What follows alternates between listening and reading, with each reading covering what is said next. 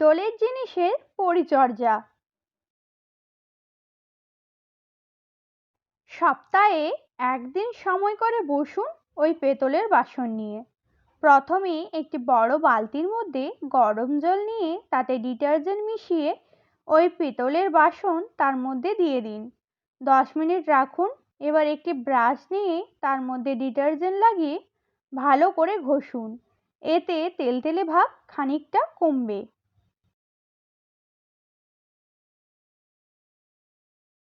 এবার গরম জলে ধুয়ে তেঁতুল বা লেবু নিয়ে পেতলের বাসন ভালো করে স্ক্রাব করে নিন। ঠান্ডা জলে ধুয়ে নিন।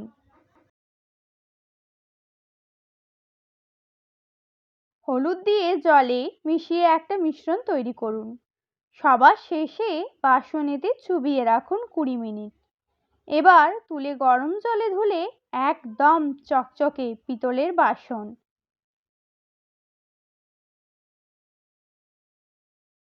রূপোর বাসনের যত্ন।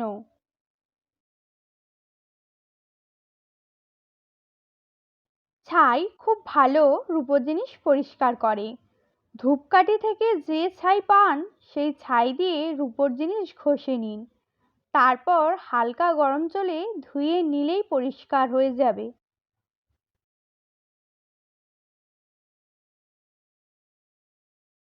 আর খুব ময়লা জমলে ভালো করে জল গরম করুন।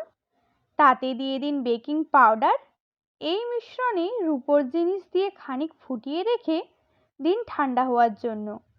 দেখবেন রূপোর জিনিস একদম নতুনের মতো চকচক করছে।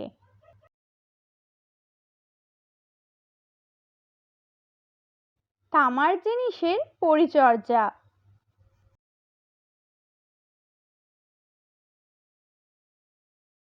একটা পাত্রে সমান অনুপাতে ভিনিগার আর নুন নিন।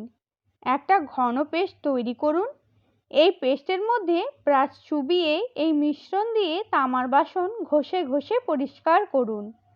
তারপর গরম জলে ধুয়ে নিলেই রেডি তামার চকচকে বাসন।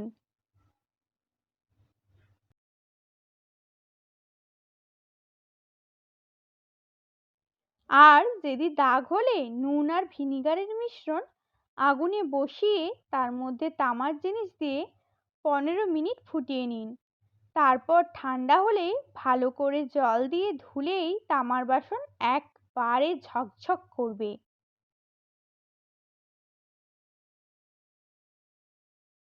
পুজোর তাক পরিষ্কার করবেন কিভাবে? ঠাকুরের আসনের সামনে একটা জায়গা থাকে যেখানে আমরা প্রদীপ ধূপ এইসব রাখি। মূলত মার্বেল বা কাঠের হয় এই জায়গা। এখানে তেল পড়ে, ছাই পড়ে। আর আমরা এই জায়গাটা রোজ ধুইও না, তাই খুব ময়লা দাগ হয়ে যায় অনেক সময়।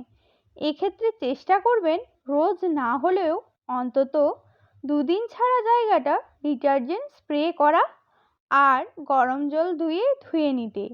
এতে দাগ বা ময়লা জমতে একদমই পারবে না।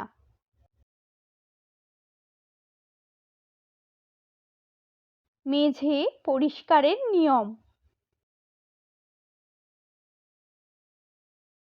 আর সপ্তাহে একবার সাবান জল দিয়ে গ্রানাইটের মেঝে হলে কিন্তু অ্যাসিড জাতীয় জিনিস দেবেন না মেঝেতে।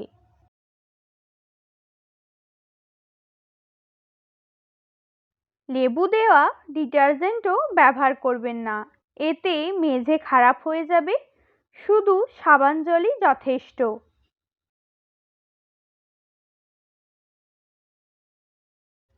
দেওয়ালে অনেকের টাইলস দেওয়া থাকে, সেক্ষেত্রেও একটু জল দিয়ে মুছে নেবেন মাঝে মাঝে।